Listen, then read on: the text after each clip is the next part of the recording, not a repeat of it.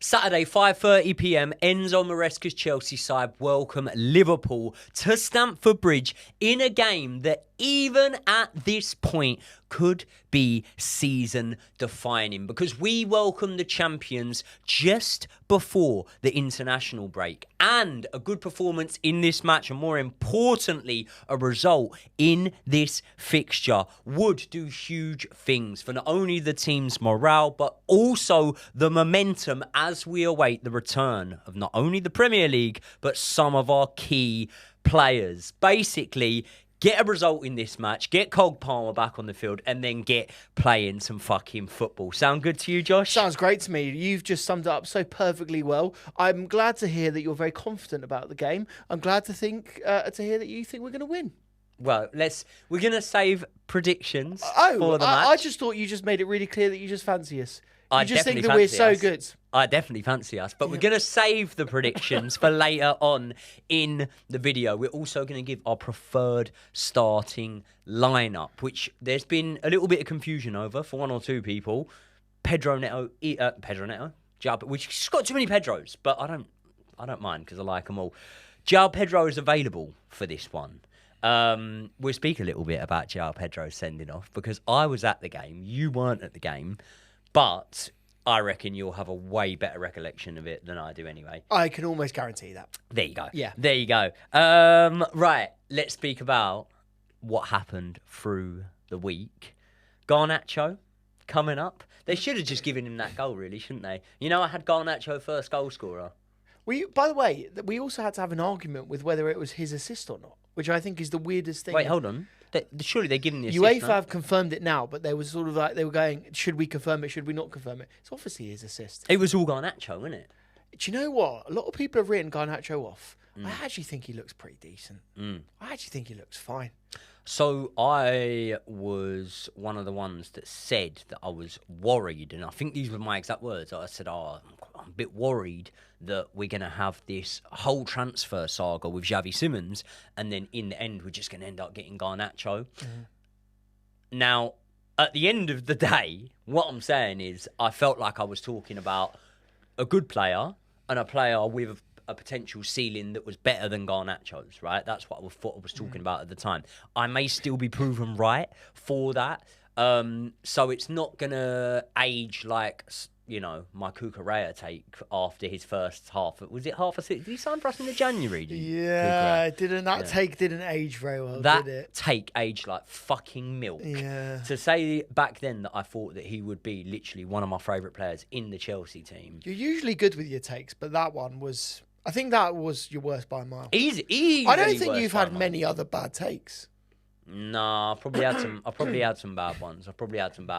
On the whole, I would say more often than not, I feel like I've got quite a lot of the good ones right, maybe. I mean, as I'm saying it, I'm now, you know, I'm doing the mental receipts. I need the HMRC guy for me to tell me the mental receipts are coming back to me. I've had some bad ones, but yeah, that's probably one of my Did someone make the predictions document? Do you remember we talked about this in the last episode? We said that someone was going to whip up a little doc. Someone said I will do it, and I liked their comment. And what I suggest that person does is DM me probably, because Joey gets quite a lot of DMs. So DM at Josh of Este, and I will reach out to you about that document because we need to do that. Not only do I think we do a prediction in terms of the score, I think we also do some of our predictions more generally. Because I think that would be quite interesting. That'd be good. Because then you could prove empirically that you're often quite correct. There you go. Which is what the hypothesis that I have right now. There you go. The Joracle. Don't call me it for no reason. They don't call you it. Don't call me it for no reason. They really don't. I want one answer and one answer only from you. He hasn't had a lot of sleep, everyone. I haven't had a lot of sleep. He hasn't had a lot of sleep, but that's fine. Can you tell? Do I look sleep deprived today? No, I don't want to say it to your face, but Do I look you just look a tired? bit. You look a bit worn out. But do you know what Joey Knight always does? He comes into this podcast room, the podcast room, I should say, and he always turns it on. I deliver. Do you know what? Why Much don't like you a let João Pedro, every game delivers. Why don't you let them know what I do 90% of the time before we start recording? He literally walks in here really, really sad, and he slaps himself in the face a few times and comes on. They think you're joking when I say slap myself in the face. Literally slaps himself Hard, in the face. would you say? I would harder than most people could take a punch in Misfits. That's what I'm saying. I come in here, I'll give myself a good slap, and then I go, right, come on, let's go. And then we crack on. So, speaking of cracking on, can we crack on in this We're not talking about match Love Island again, are we? without... No, not just yet. Can we get through 90 minutes plus extra time without getting a red card in this match? Probably not. Based on the record that we've got so far, probably not. In fact, why don't we have a sweepstake now on who's going to get the red cards? No, seriously though, yeah. What would the usual odds? Obviously, I would only ever check Stakemate if I was looking. If you were going to bet, Stakemate would be the way to go. Yeah, would be the way I would go, right? Yeah. But what would be the usual odds for a team to get a sending off? I would honestly, you say I've never put a bet on red cards. No, I've never put a bet on. So it's a bit of a weird I think bet, it'd be isn't over or under one red card or whatever. And I think you'd probably get, if you back the specific team rather than the fixture. I mean, you're not covering both teams. Over even, surely. Oh, well over evens. Yeah. Like I would say like 3-1, 4-1. Yeah, something like that. yeah, for a that team makes to get a red card. sense. That makes if you sense. think if you think over a weekend's fixtures, so 10 games, how many red cards are there per weekend? You'd usually say probably 2, maybe 3 with VAR I think now.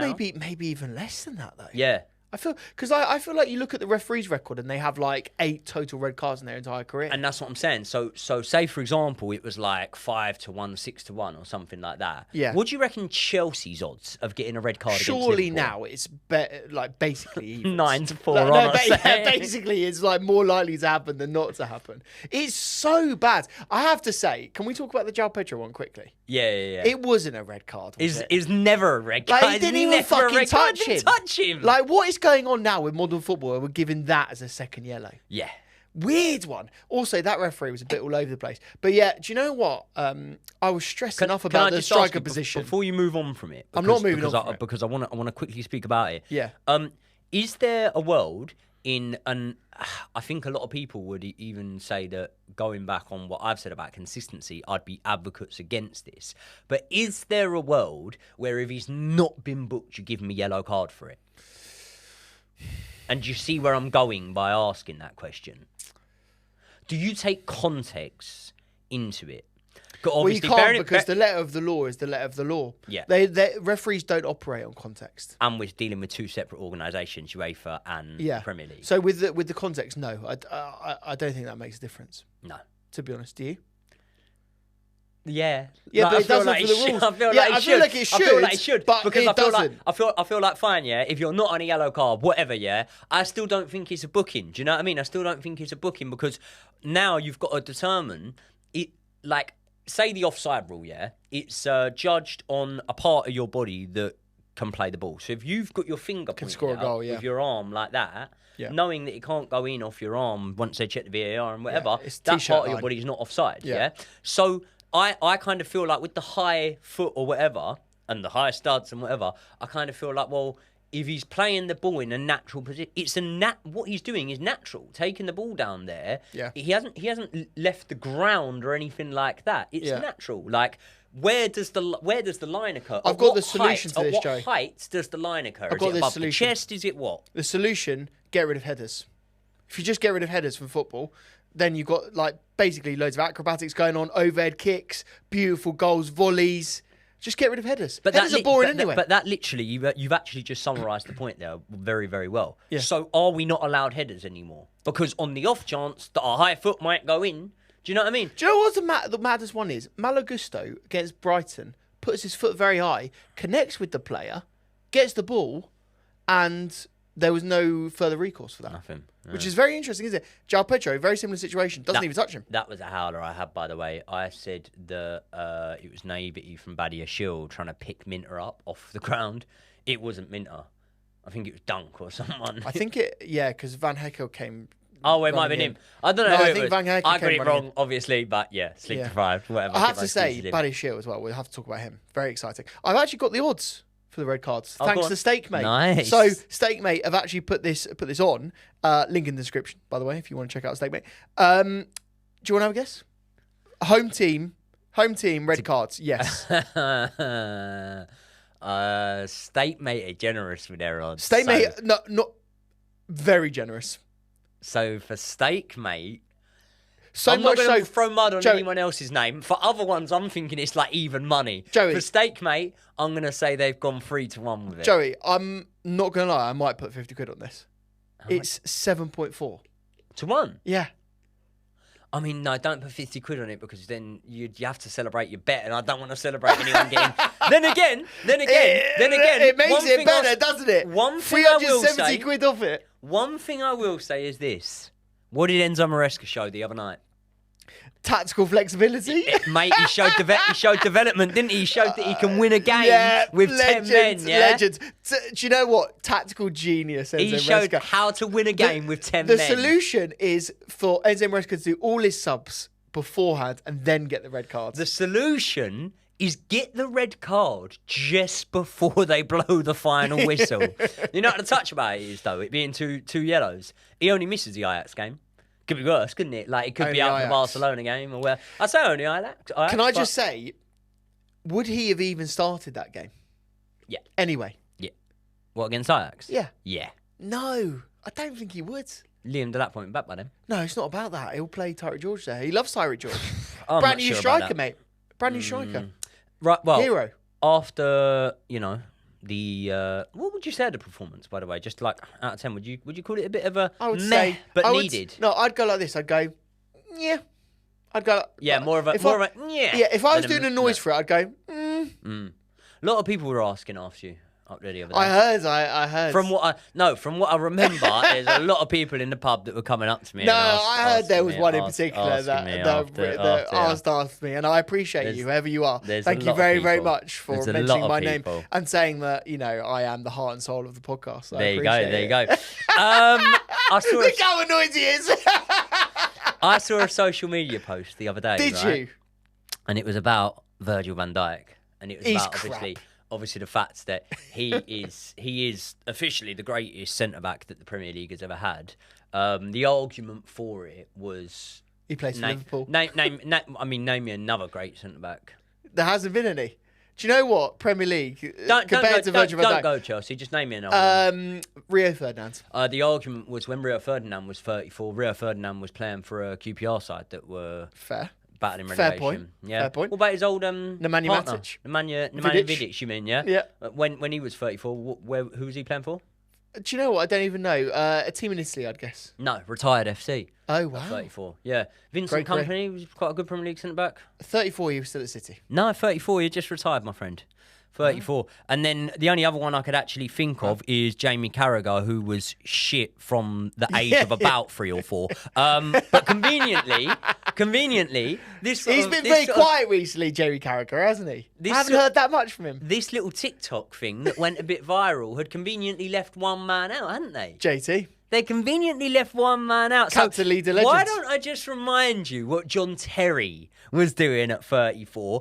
He was winning Premier League titles at 34, playing every single fucking minute in that campaign for a Chelsea side who recorded more points in total, by the way, than Liverpool did last season when everyone's praising the 34-year-old Virgil van Dijk. Not only that, they conceded the same amount of goals. I would say that back then, in that day, when you've got Aguero, Kane, Costa, Rooney, others like that in the Premier League, I would just say that, it's harder. It is a little bit harder. Also, not only that, after that, John Terry went on to captain Chelsea for another season after that. And then the following season, when he was, 36 or something, won the 5th of his Premier League titles for Chelsea Football Club. So, I don't know, pretty good longevity there from JT. Do you know what? There's no one that's going to argue that Virgil is the best player out of those two. Do you know, it just makes sense. Virgil is by far the best. I suppose sometimes, I know I say records are for DJs, but they could give you all the stats that show that Virgil's better than JT, couldn't they? Let us know. Let us know what the stats are.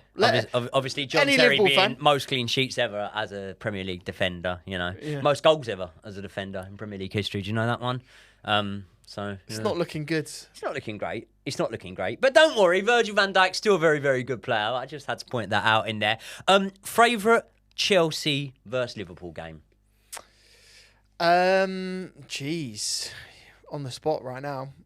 Do you feel like our childhood, and it's maybe died down a little bit now, I feel like, obviously, you had the You had well, no, it still kind of goes because you still get us in cup finals. Like going back to, the one when Lukaku was playing shit and he came on a sub and had the goal ruled out that shouldn't have been ruled out. That cup final when they beat us. We had, I think, back-to-back domestic cup finals with them in that season. We obviously had the cup final in the Pochettino season that me and you did the live stream for. They beat us in that. So they beat us in like 3 cup finals recently. But I feel like when we were, what do you want to call it? Kids, teenagers. Liverpool-Chelsea was kind of like, for me, the rivalry. It happened all the time. Yeah. It happened we were constantly playing. We get drawn against them in the Champions League. We get drawn against them in the cup finals. Yeah. The first ever trophy under the Mourinho tenureship was obviously against Liverpool, wasn't it? Carling Cup final at Cardiff.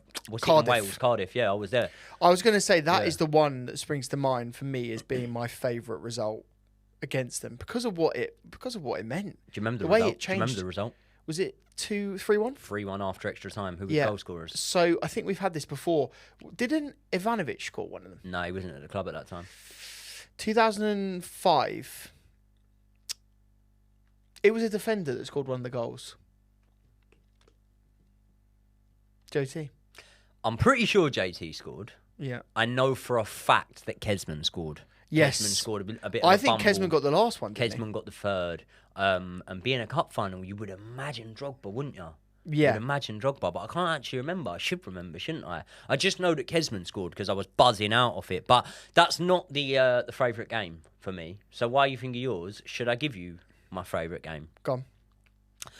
My favourite would be the 2-0 win and the Steven Gerrard slip.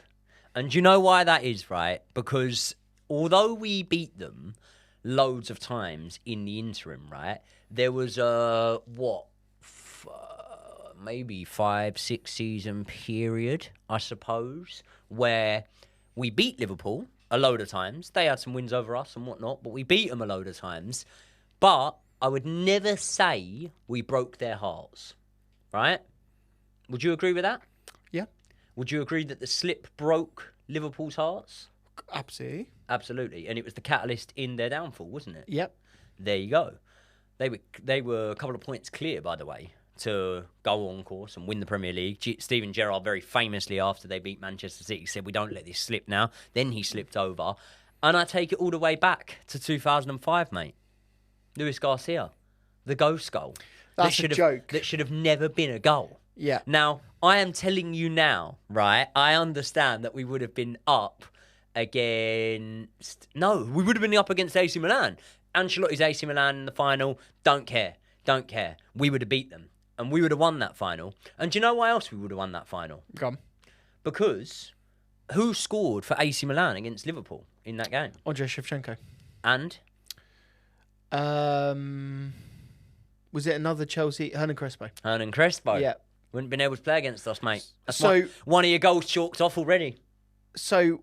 And that was a shit Liverpool side who He was finished on 5th loan. in the league. Everton pipped them to 4th spot. But just quickly, are you sick and tired of using the same old boring betting apps? Well, StakeMate are here to solve that problem with a new, simple and modernised app, which I personally use every single weekend. And I can prove that because if you join our exclusive group using the code JOEYK, then you will see that I send my bets in along with many others that do every weekend so that you can just copy them. So to get involved, all you have to do is hit the link in the description, download the StakeMate app and then hit groups and use the invite code JOEYK. When you do that, you'll be in my group and you will see my bet every single weekend, as well as chatting with the rest of the members, including myself and Josh. And when you do that, you can see that there are many bets coming in, many winners, including ones from the likes of Connor, who was a bit of an oracle in this group, by the way. He won £800 off of one single bet. So get involved by hitting the link in the description where you can chat with us, guys, and share bets. But remember, Remember, you must be 18 years old or over, living inside the UK, and most importantly, we all need to remember to gamble responsibly. Thanks again to StateMate for being partners of the channel. Let's get back into the video. Right, so it wasn't even a good Liverpool side. The defence was rubbish. Of course they let in 3 goals. Steven Gerrard and Xavi Alonso basically single-handedly saved them. And what I'm saying is, if the goal had have stood, Chelsea would have won that final, in my opinion. So I spent years heartbroken. And therefore, the game when Steven Gerrard slipped... Listen, I love Steven Gerrard for England, but the game when he slipped, that was my favourite one. Can we rank Chelsea rivalries right now? Go on. So let's names and teams that I feel like we have to be in that have to be in the top 5, and then we could do our top 5. Yeah, that's Ready? what I want to do. I want to do R. Let's do our individual ones. Speaking for the whole. No, we're not. So let's name some teams that I feel like have to be mentioned. West Ham, Leeds, Millwall, Spurs, Arsenal, Liverpool, Man United. Any others that are in there? Who did you say? Sorry. Millwall, West Ham, Leeds, Liverpool, Spurs. Yeah. Arsenal, Man United, Arsenal. Yeah, don't care about City. No. Is there any other local rivalries? We don't count Fulham in there. No. We don't count QPR. We don't count Brentford. We definitely don't count QPR, Fulham, or Brentford. Any of the local derbies Charlton. don't we don't really matter. Count any, like none of them. Did you say West Ham? Yeah. Yeah, definitely West Ham. I just want to think if there's a little side that. Can I tell you someone I used to care about beating? Can I tell you someone I used to care about beating? Are you going to do an international one? No. Yeah, Barcelona. Yeah. But can I tell you someone that I used to care about beating? An English team. You might think it's weird, yeah. Domestic team? Yeah. Well, before I said English, I thought you were going to say Swansea. Because I care about that game, actually. Because of a little ball boy. Yeah, but that was quite a big moment. Go on, no, tell me, go on. He has done well I always used to want to beat Blackburn. Why?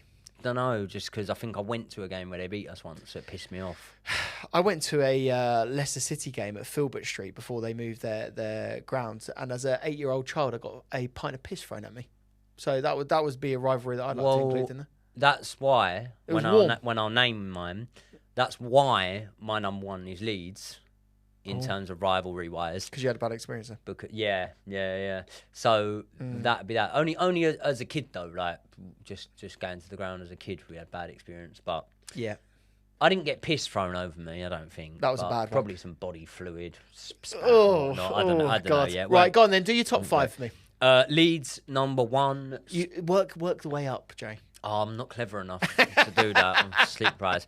Leeds number 1. Yeah. People think this is funny because we sing about them and I sing about them every game. Spurs aren't on number 2 because Spurs are like they're almost a given. Go and check the head-to-head. Like the fixture's almost a given win. Go and check the head-to-head. Yeah, even in the depths. That's the only time that season when we were right in the depths of despair after Roman left. That they only got some wins over us then. But Spurs, it's not second for me. It's Leeds number 1. I'll be completely honest with you. I want to beat Arsenal the second most. Yeah. I want to beat Liverpool the third most. Man United I want to beat, but it's at Old Trafford. I don't really care about at Stamford Bridge, which sounds weird, but it's because of the curse. So at Old Trafford. And then 5th, I'd go Spurs. But I just put them in 5th because I just kind of take it for granted. What doesn't come anywhere near for me is Millwall and that. Whereas it's weird because our dad's generation would be completely different. But what's the key thing here? Come. We don't fucking play them. Never been drawn them in the cup. It's almost conspiracy theory-esque now. You know that if we did get drawn against them, it'd go off. It would be. And also, by the way, Millwall have been several times very close to getting into the Prem. That would be carnage. I think it would be carnage against a few teams. To be fair, can you imagine Millwall West Ham? Yeah, that would be a remember that there was a game. There was an FA Cup game. I remember Chairs that. Were getting ripped out of seats about 2008, something like that. Did they cross over in the Championship? They must have. Maybe they were in. Millwall in League One. Millwall would have been in League One around that time, probably. Fair. I'm only guessing that though. Let us know your rivalries in the comments in terms of your top 5 because that's an important one. Do you think that coming off of a loss being Liverpool, obviously through the week to Galatasaray. Thank you very much, Victor Osman. We may have never two signed losses. you, but 2 losses. hey, They're coming off the back of 2 losses. sorry, yeah, bloody hell, yeah, sorry, coming off the back of 2 losses. Do you think that is a good or bad omen for Chelsea? I don't think it makes a massive difference, to be fair, if I'm being completely honest with you. Like, let's be frank about this. Let's be Frank Lampard about it. Super frank. They are going to be up for this game regardless because it's at Stamford Bridge and it's a very important match for the rest of their season. If they win this game, again, they go back into being title leaders and everyone, keeps glazing over it because, mate, the glazing over Liverpool is embarrassing. The way that people have gone Slot's the second coming of Christ. He's the best manager that has come into the Premier League. I'm getting a bit bored of it. Well, I said it earlier when I said about the Van Dijk thing, yeah. It's not just the glazing, it's also the ignoring. Yeah. Now, you said about bad takes I've had. And I've got one that at the moment is aging like a fine wine, but potentially could age like milk. Verts? Do you know what it is? Is it Verts? What did I call him? I can't remember what you called him. I called him Timo Werner point 2, didn't I? Kickoff. And I called him that. I called him that before he played the game. Which is that you are almost clairvoyant in that respect. What has happened with him? I think I've seen him play a pre-season friendly or something. Yeah, but I mean, even then, pre-season friendlies don't really mean very much. What a lovely problem to have in that they can't fit all of their best players into the same team. What a really annoying thing that must be. It's such a shame. Ultimately, can I be quite honest? I think the Verts won't be a flop in the grand scheme of when we look back in 4 or 5 years' time.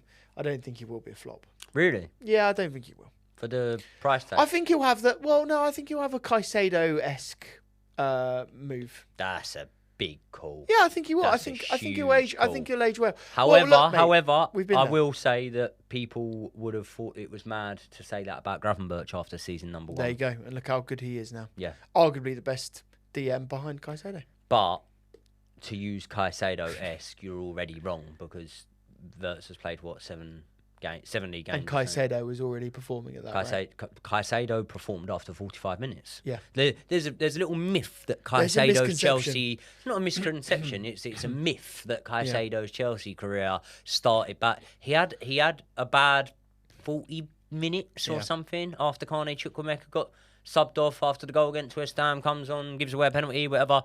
That's literally it. How much is Caicedo worth in today's market? Mate. Surely a couple of $100 million. It all depends on what the team are lacking. But if it like say it's a Real Madrid or say it's a huge team that can afford him, and that is seen to be the final piece of the jigsaw. That's what changes things up. Yeah. So if there's a team that are desperate for him, say for example, like we've never replaced Thiago Silva. So say there was a team that had that defensive midfield option. Like some might even say City with Rodri and whatnot, right? Man United.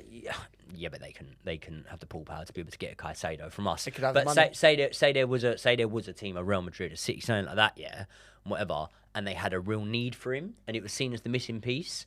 Then I think you're looking at the record being broken. Most expensive player. Yep. What a hero he's been. When you talk about I remember we keep having this conversation about favourite players. I don't know how Caicedo can't be right up there now in terms of our favourite players. He is in terms of mine. Where is he? Trev 1, Cucurella 2. It's no. It's always hard for me to not say Trev because Trev has always just I'm a little bit quirky, aren't I? So I've always you're a bit sentimental as well. Do you remember who it was before Trev? It wasn't Alfred Gilchrist, was it? No. So it's always kind of been Reece, right? Yeah. But before Trev, it was a player that didn't even used to get all that many starts for us. Hey. But when he was there, was Yaya Toure, I like to call him. Very handsome chap. Timmy Smashing it in Bakayoko. Serie A. No. Hey. In front of him. Hey. Literally just in front of him. Hey. Stands in front of Bakayoko. I thought you were talking about Tomori for a second. No, Bakayoko. Sorry, I thought you said Tomori. Kante. No. Ruben. It was always Ruben. Legends. Ruben. So I'm always I always have a little homegrown thing. Yeah. But if you want an honest one, right, it's probably, I will always say Trev, but Reece, and then just Caicedo and Cole Palmer are just on on a Caicedo, Cole Palmer, Cucurella. I just can't split them. They are the boys. Do you know what I mean? I'm gonna say, and then just below that is where I put Enzo and Pedro Neto. I'm gonna say, I'm gonna say Caicedo 1, Cucurella 2 for me, and then Cole 3. Sorry, that's fine. Everyone's entitled got to their their own own opinion. I want to give you a little horrible fact about Liverpool. I don't want to know if it's. You horrible. don't want to know it? Okay, not if it's horrible. Don't worry about it. We haven't won in X. What was the fact? Nah, we beat them in our last fixture with them. No, you were there. I know. 3-1. No, the horrible fact, but it's a horrible fact with a silver lining, in my opinion. Okay. Right? So, the horrible fact is Liverpool, right, were the team that in 2008 put an end to our unbeaten home run. Wow. Do you know how long that home run was? 141 games. Give me it in 3.5 years. 3.5 years. You think that a Premier League team in what has been the most competitive division of or league of football in the world for the last 20 or 30 years, you think that a team went 3.5 years without? Think wasn't it like 100 odd games? You think a team went 3.5 years without getting beat at home? Yeah, Jose Mourinho. You're wrong, mate. What was it? You're very wrong. It was 4.5 fucking years, yeah? How many games was it? Do you know? Oh, fuck knows how many. I've got to find out. 4.5 years we went unbeaten at home for, right? Now, people can say, oh, well, Chelsea this, Chelsea that. I don't give a fuck, mate, yeah? Because that goes down in the history books. No one will ever do that again, in my opinion. Do you reckon it can be done? And how mental is it? Definitely not. It is mad, isn't it? It is absolutely mad. And do you know what? We made Stamford Bridge a fortress in a way in which I don't feel like we will see again in anywhere near the near future. I feel like that record. Do you know what's so funny is you take so much joy from scoring goals, but in that period of time, I loved the clean sheets. Oh, I love like there was something about it when you're playing like a Wigan and they get a corner in the last minute and we're winning 6-0, but we're defending like it means everything. And there was something about that was beautiful, to be fair. Right. Before we get into our team sheets, I always like to do it, you Josh. You hate it. I love it. What is it? What time is it? Chico time. It is. Do you remember him? Of course I remember Chico. She makes you take What's your he doing clothes now? off and go dancing in the rain. That's what you sang, I feel like you could do that song on X Factor quite well. Inside would you be a Pop Idol guy or would you be an X Factor guy? Who do you think I wanted to win Pop Idol? Cheryl Cole. Nah, that was Pop Stars The Rivals. That was Pop Stars The Rivals that she won. And they were knows his stuff together, that band. What would you rather see Joey in, Love Island or Big Brother? Let us know because we'll make it happen. Or Traitors. You could have had me on this Big Brother, but I could have. We decided not I to. had to look at the cast and thought it really does need a Joey Knight. Sorry, what was the original question? I can't remember. Oh, what time is it? Go on. Quiz time. Oh, for fuck's sake. Right, I'm going to take a few Not a fucking quiz. I've had about 6 quizzes already in this episode. I'm going to take a few you asked me how many games off the table for you, right? Okay. So, barring Mo Salah, Fernando Torres, Raheem Sterling, I want you to start giving me each player that's played for both Chelsea and Liverpool. How many do I need? Bear with me. I'm not going to look. I've got 11 down here. Fuck. And that's obviously 11, not including the 3 that I named. I've got 11 down here. I'm sure there's more. These were the ones that I knew. Yeah, okay. I'm sure there's more, by the way. So you might be able to name ones that I haven't got. Joe Cole. I was going to give you the thing. Yussi Benayoun. No. Just let me give you the thing. Okay. To win the quiz, you need to get more. You need to get 6 or above. Yeah, okay, I don't think I'm going to do it. You've already got 2. I don't think I'm going to do it. You've already got 2. So Joe Cole, Yussi Benayoun. Yep. I'm trying to think of like defenders. Do you want me to give you a clue that might help you? Yep. Think of some academy graduates. Academy graduates. Oh, 1 second. Rio Nagamoa. Yep. So that's 3. That's 3. Academy graduates for Chelsea that have gone to play for Liverpool. They don't all have to be that recent, but...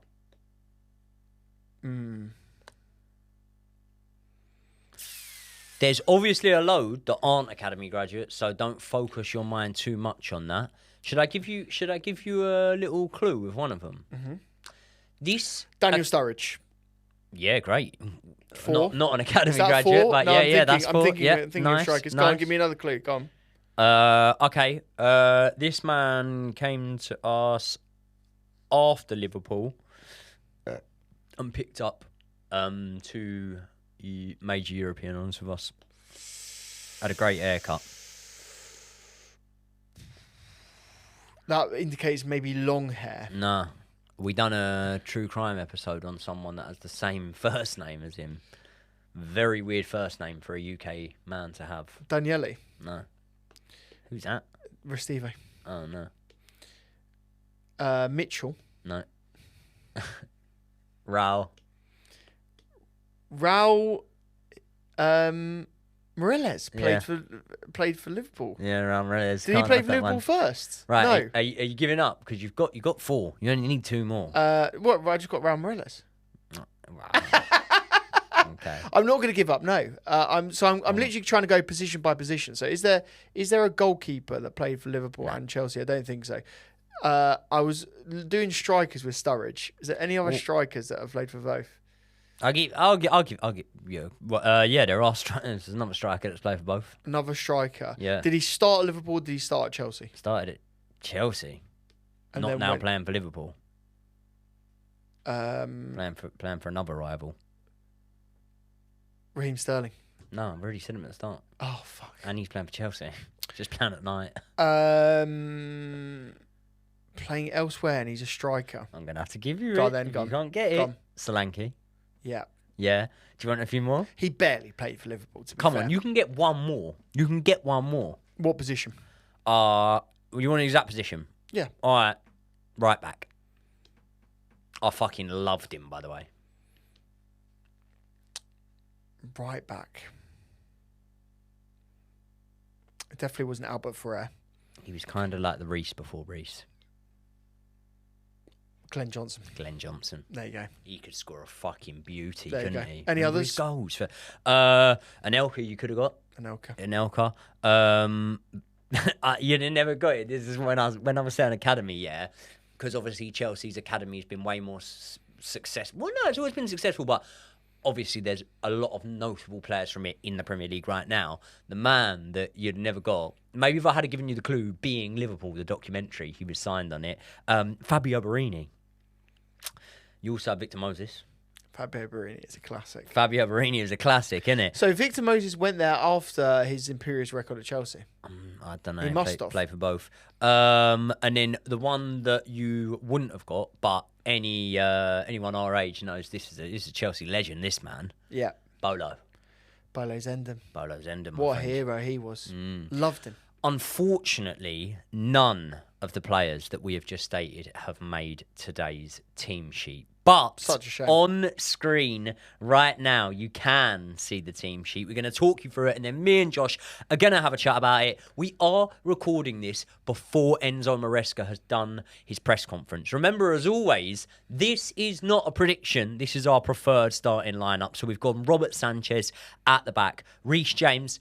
The centre-back pairing is Josh Achampong and Uriel Hato. Now, this is a little bit of an awkward one. It's not ideal. You don't want the champions coming to Stamford Bridge and having a centre-back pairing that are this young, this raw, this inexperienced, up against that level of forward line. But at the same time, we're dealing with what we can, and I'm backing the boys. I think that ignorance can be bliss sometimes, so these young defenders can put in a good shift. The organisation is going to have to be drilled into them, though, from Robert Sanchez, from Reece James, and obviously from one of our most important men, Cucurella, who's starting on the left-hand side. It's Enzo and Caicedo in the pivot. We're starting off with Pedro Neto on the right wing. Whatever wing he ends up on, I don't know. Wherever he goes, I don't know. I don't care, as long as he's doing as good a job as he normally is. Esteval in the 10 and Garnacho on the other side. João Pedro leading the line through the middle. Obviously, he had the red card, but that is in the UEFA competition, which means that he can play in this game. Now, when we initially discussed the team sheet, Josh, the only real difference that we had was I was suggesting maybe putting Garnacho in the 10. You suggested Esteval. Any real reason for that? I just think basically with Esteval's sort of fluid movement and his creativity, you allow him a little bit less defensive responsibilities in a number 10 role. And I feel like he is quite good at pressing from that number 10 position. And I feel like he can also interchange with Pedro up top. And I think that they can work very well together, you know, the Brazilian connection. I think that just makes sense. And then on the other side, the Garnacho side, I feel like his best performances for Chelsea have been off a wing, and also generally in his career, I feel like he's been better off a wing. And again, he's a hustler. He will work up and down. So I think, you know, him and Neto on either sides, they actually work quite well in terms of pressing and hustling teams on the wing. So I think that works. One of the things that I've noticed, and obviously he's done this off of the wing, so it makes sense to then go, well, no, put him off the wing. Like, we've not got a natural left winger there. You know, we'll speak a little bit about Jamie Gittins in a minute maybe, but we've not got the natural left winger there, so put him off the wing. One of the things that I found is that I've actually found Garnacho quite unselfish in his play and what I've seen of him so far. And one of the very, very small criticisms that we could label or that have been, you know, thrown at Esteval a little bit is a little bit of selfishness in moments.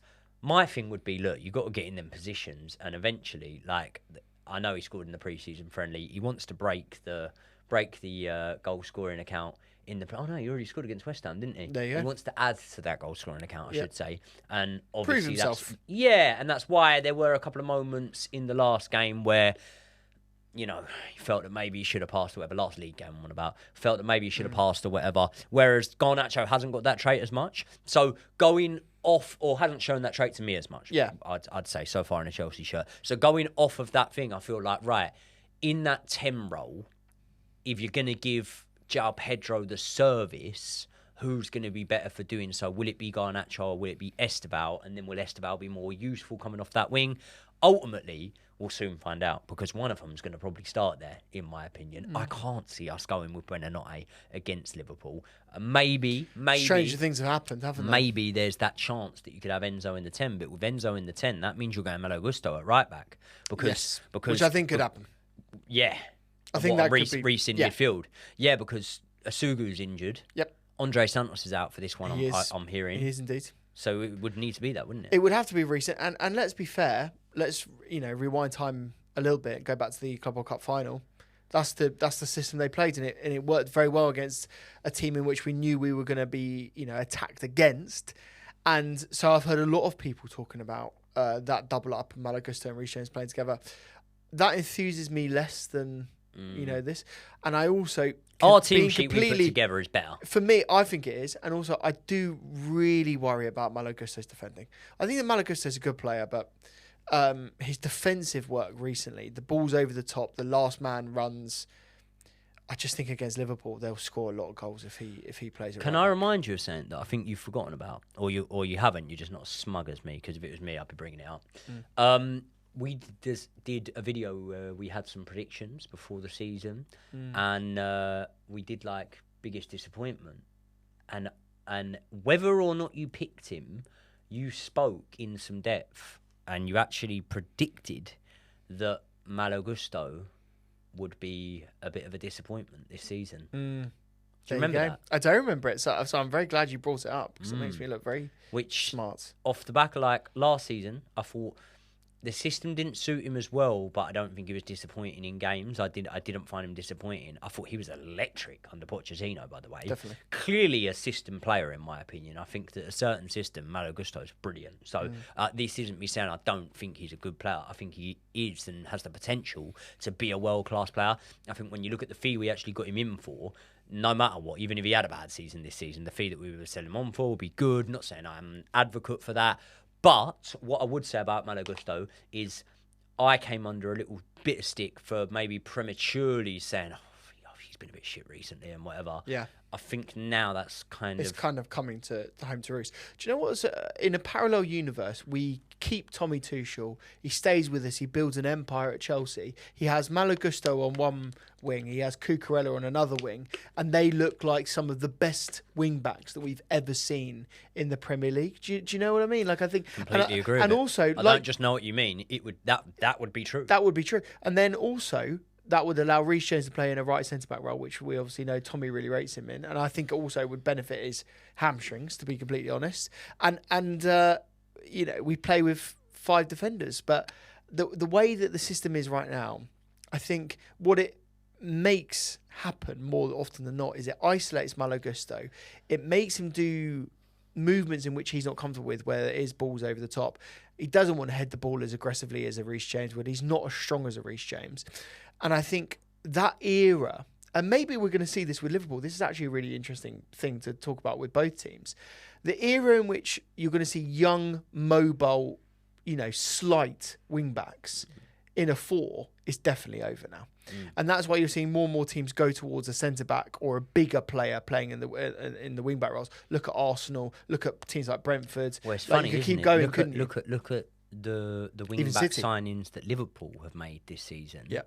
And again, like I was saying about people not being too vocal about throwing verts. I'm not saying that Frimpong and Kirkes have been bad, but they haven't set the world alight. You get one of them, Kirkes, was taken off after 35 minutes and replaced with, you know, Robertson. So I think not setting the world alight is completely correct. I mean, they've been exposed defensively. I think both of them attacking wise are really exciting. But defensively, it's the same thing with Malo Gusto. Both, you know, you question their defending, and ultimately, it's not the same thing. I don't think Malo Gusto is very exciting attacking wise. He very much was under Pochettino. I found him really exciting attacking wise. I thought that his balls into the box were great, whether they came from the left side or the right side. Like, go back and check the receipts. We gave him nothing but praise. But recently, I mean, like, say for example, when we're chasing that game against Brighton, and you were in the stand. This must have done your fucking head in, didn't it? What annoys me the most is that I know it's not Malo Gusto. I know that it's Enzo Maresca in his head saying you have to check back to be able to get the pass out to the other side. And it winds me up so much because the creative freedom that we don't allow our players will mean that there'll be some players that will leave as a result. Are we talking about the same moment, by the way? So basically, Malo Gusto, when the ball breaks and we can counter. Malo Gusto gets the ball. He's running down the right wing. He checks back, passes it backwards, and then we switch the ball out to the left. Yeah. That is an Enzo Maresca rule. It's not Malo Gusto. If Malo Gusto had his own free will in that situation, he would have run on and tried to get across. Do you think that? Yes. Do you think that? Yeah.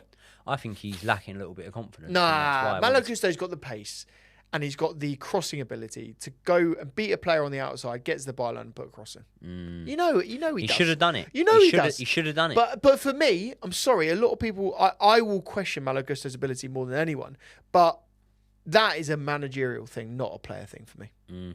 Fair play. Call me wrong. No, I won't call you wrong. Fair play.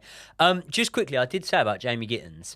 We're picking team sheets left, right and centre at the moment. Sometimes we're picking them for fucking cup matches and he's not getting in there. What's happening? Jamie Gittins. The problem is we pay too much money for him, really. I think what I think with Jamie Gittins is he's getting too much shtick too early in his Chelsea career. And if I'm being completely honest, I think he will become a very, very good player. I feel, and this is famous last words because I could look absolutely stupid with this, I feel that his ceiling is higher than Noni Madueke. And I'm looking at that. That's a big call considering the Arsenal fans are rating Madueke's work at the moment. And look, Tommy really rates Noni Madueke for England as well, and he's been playing a lot of football. I think the core skill set that Gittins has got enables him to be a really, really good player. I think ultimately we're going to see whether Enzo Maresca is a coach or not. We're going to see if he can actually improve players with the performances of Gittins. If Gittins ends up, by the end of this season, being able to start matches, beat players, get shots away, which we bought him for, by the way. We bought him for those early shots. If he can do that by the end of this season, Enzo Maresca should deserve praise because he'll need to improve him. I think that's a bit unfair, what you just said. I think it's a bit over the top. in terms of we'll see whether he can improve players based on Jamie Gittins. Like, it will contribute towards us seeing, but if he doesn't improve Jamie Gittins, that's not an indication on whether or not he can improve players. Who's he improved? Who's he improved? Yep. Fucking Enzo Fernandez last season, way better. Enzo Fernandez a million times better under Maresca than he was under Pochettino. Agreed. Anymore? I would say Caicedo came better in his second season than he was in the Pochettino season, but I would say that's one that could be just you him. could go, that was always going to happen. Do you know what I mean? Cucurella? I think that Cucurella has got better once again, but I also do think that Cucurella was good under Pochettino. Cole Palmer? Can I give you another one? Robert Sanchez. Yeah. I know he's coming off a red card and flavour of the month and stuff like that. And I'm not saying that means that I think he's good enough to be Chelsea goalkeeper. I was always saying before Man City went in and done it that we should have gone and got Donnarumma. I was saying it to you on the podcast. Didn't have the money. Check the receipts. We didn't have the money at the time. If not, whatever. I understand it. But I think that Robert Sanchez is another player that he's improved. So I think there are. I'm not saying like there's no. I understand like you're probably a little bit frustrated that he hasn't been able to get a tune out of your boy Mykhailo Mudryk. That's probably pissed you off a little bit. Really annoyed about it. That's why you got the knives out for him. No, but also like you've named a few players there that are imperious and so good already. I think there is a counter argument to what you just said in that there are a lot of other players that have regressed. Cole Palmer being one. I think there are other players. I mean, arguably, you could have said Jackson at the tail end of last season regressed. Yeah. I feel there are other players that have regressed, and therefore, I feel the jury is out whether Enzo Maresca improves players. That doesn't mean he's not a good manager. Could you make an argument for Pedro Neto?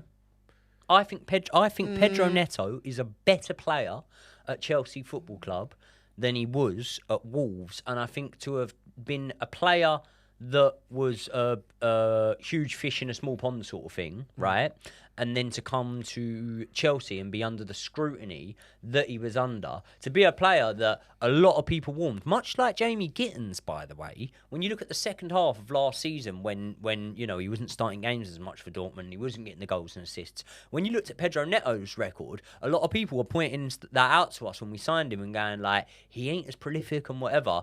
Then, when he's come to Chelsea, I've seen the way that he's made himself one of our most important players, and I go, I think he plays different at Chelsea to how he played at Wolves, and I think that he's fitted in so seamlessly, become so important for us, and I think he's a player that the statistic sheets, at least when it comes to goals and assists, don't tell the story of what an important player he is for us. And that's the thing. Unfortunately, the story that will be told of Pedro Neto, in the grand scheme of things, will be, being completely honest, an underperforming player that was brought in for a decent amount of money that contributed to the team but didn't actually do it in terms of the stats. But there's no way he's underperforming, and and you know that because we watch it. But what I'm telling you is the story in which the Premier League fan, a generalist Premier League fan, will remember him looking at the stats alone. Whereas I agree with you, we watch him in all of the competitions that we watched him. First of all, awful injury record at Wolves.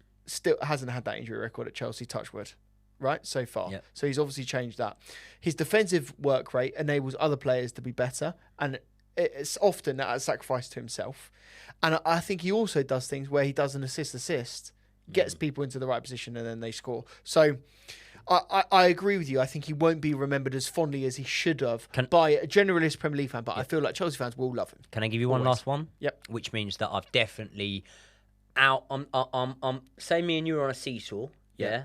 I'm weighing it down at the moment. I'm just about edging it because I can tell you now, Joey. If you and I were on a seesaw, there'd be no world in which you'd but this is how I'm going to edge you on it. Yeah. So we've listed a few there. You've also listed a few that you don't think he's improved. Reece James is in the middle because he's improved him in terms of his availability, but we could argue that he isn't the Reece James of old. We could also argue the injury record, so we can't go into that one. But I can give you one that, without a shadow of a doubt, he has improved massively upon the Pochettino season. You can say, it's always going to happen because he was always going to, get that with maturity as players age and whatever. But Levi Colwill. I know he's injured right now, but Levi Colwill, you can't deny that. No, I agree with you on that. Yeah. Again, there's an argument to say Levi Colwill was always going to be that good. A lot of teams saw him improving. They knew he was a quality player. For sure, yeah. But yeah, you can't say that Maresca hasn't made an impact on him. Yeah. I think it's unfair to do that. So yes, Yeah. I would give you Levi Colwill. I'm praying to everyone that I possibly can that Levi Colwill, his injury isn't as bad as we hope, that we expect. Sorry.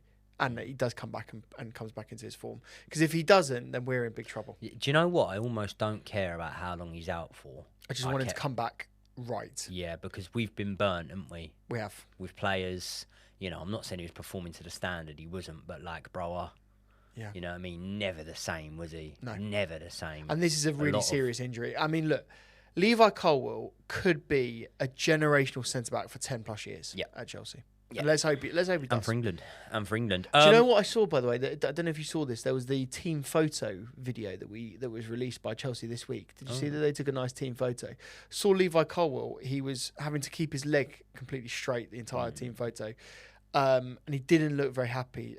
And so I hope his recovery is all right. Yeah. And Levi, I know you're a big watcher of the podcast. I see the video, though. Liam Delap was walking fucking fine. I'm like, get him on the pitch, mate. We're still here in like 6 weeks or so. He looked fucking fine. Let's go. Do you know what? We really need Liam Delap. We're missing Liam Delap, haven't we? Who would have thought that he would be so impactful, Liam Delap? Because a lot of people said that he was going to be on the bench. I don't think that necessarily he's been impactful so far. I think I think he would have been. Yeah, it's our need for him. Mate, we need him to play as a number 9, and we need João Pedro to play as a number 10, and we need Cole Palmer on the right. Once we fit those 3 jigsaw pieces into our team, we will be a completely different level. One thing that we can't do is fit them in this weekend. So let's have a score prediction for this match. Now, I'm going to go mine first. I'm going with a 1-1 draw. Okay. Would you say that's confident? Would you say that's likely to happen? Where's your confidence factor? Vibes FC, mate. Vibes FC. I'm going to go for a 3-1 loss, unfortunately, on this one. Fuck off! Yeah. Oh. I'm not confident at all. It's the defence, isn't it, mate? Yeah. I love Joshua Champong. I think that Joro Hato has got a great career ahead of him. But that is a centre-back pairing that worries me. It's in its infancy. Has it even started together? Yeah. Infancy. Yeah. Infancy. No, I don't think it ever has started together, no. Well, let's hope they do. I mean, they're also two... I feel Josh Champong's a right-back. Maybe one day it'll be a centre-back. By the way, do you know what I can see a world in? Tell me. I can see a world, when we're just like talking about the starting lineups there, yeah, I can see a world where Enzo Fernandez plays as the number 10 again. Bearing in mind, he was the man that I think opened the scoring against Liverpool in the 3-1 win at Stamford Bridge towards the end of last season. I can see a world where Enzo Fernandez starts in the number 10 and a certain Romeo starts next to Caicedo, maybe. I didn't even think about Romeo. I discount him from every team selection. I could see that. Could happen. If I'm going to go for my predicted lineup, it would be Sanchez, Cucurella, Hato, Josh, Gusto, Reece James, Caicedo, Enzo, Pedro Neto. Then I'm going to go probably for Garnacho and João Pedro. That would be my predicted lineup. I wouldn't be angry if I see Romeo Lavia on the team sheet, though. I wouldn't be angry at all. I think he's a weird one, Romeo Lavia, because he's always injured, yeah. But when he plays, he's fucking mustard.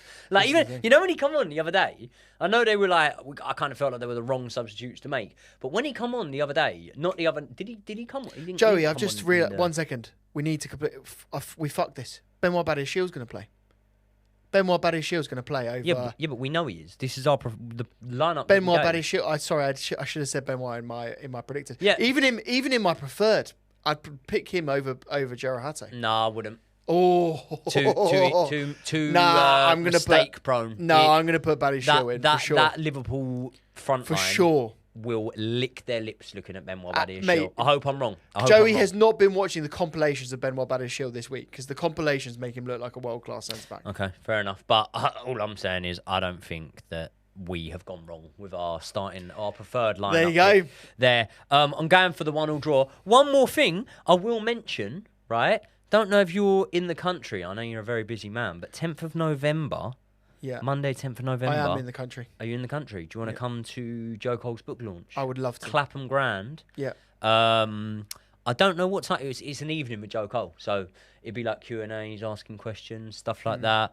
So yeah, we'll stick the link for that in the description. One of the most underrated players that Chelsea have ever had in their side, I would say, Joe Cole. And one of the biggest legends that has ever played. Would Joe Cole make your all-time Chelsea 11? So I've done all-time Chelsea 11s where I have had Joe Cole in there. It's quite hard because Joe is in the same bracket. Like, when you pick it, you can only have like Eden Hazard. You can only have one. Mata. In my opinion, Robin. Unless you're shoehorning people in, you can only really pick one of Hazard, Zola, Joe Cole, or Cole Palmer. I'm really glad you talked about shoehorning them in, because if you remember the Chelsea Avengers video, Joey shoehorned Joe Cole into a position that he never played for Chelsea. You had Joe Cole in a midfield 3. Which was a disgrace. I'd have Joe Cole anywhere. It was a disgrace. Mate. I'd even have him on the podcast. Maybe we'll see that soon. Hey! So, people, listen. We will see you all in the next video. I will see you all in the live stream for this game. The big dog is not going to be on the stream because I would love to have been on the stream. He's going to be partying it up. Shall I join from Ibiza? Shall I join from the sort of, I'm going to be in a nightclub. I don't know if you might have too many substances in you by then. Do you know, have you been to Ibiza before? Do you know where I'm going to be? There's a bear shit in the woods. Do you know where I'm going to be? Of course I've been to Ibiza. Have a guess. I flew to Saudi and met you from Ibiza. Oh, I forgot about that. Have a guess what event I'm going to be at on that day, Saturday. Yeah. It starts at 3, it ends at 11. Where am I going to be? Ushuaia? Yes. Yeah. So there is a sports bar. There is a sports bar about in Ushuaia? No, about literally a minute walk away from Ushuaia. So I'm thinking about. Oh yeah, potentially I know. There's all the bars on the road that Ushuaia is on. All the bars. So you're going to send me a link, and I will join with the AirPods. You're not staying in Playa de Bossa, though, are you? I'm staying in San Antonio. I was going to say you wouldn't like it in Playa de Bossa. You'll like it in San Antonio. You'll like Ibiza Old Town. Go to Ibiza Old Town. That's what you'll like. Yeah, but that's near Playa de Bossa, isn't it? That's up the road from it. No. Okay, Closer to San Antonio, I think. Like where the harbour and that is, you'll like it. That's closer to Playa de Bossa. Playa de Bossa is a good 20 minutes in the cab to San Antonio from Playa de Bossa. I know. Yeah. I know. Okay, maybe I've got it wrong. Anyway, fuck all that. People, we love you very much. We will see you all in the next one.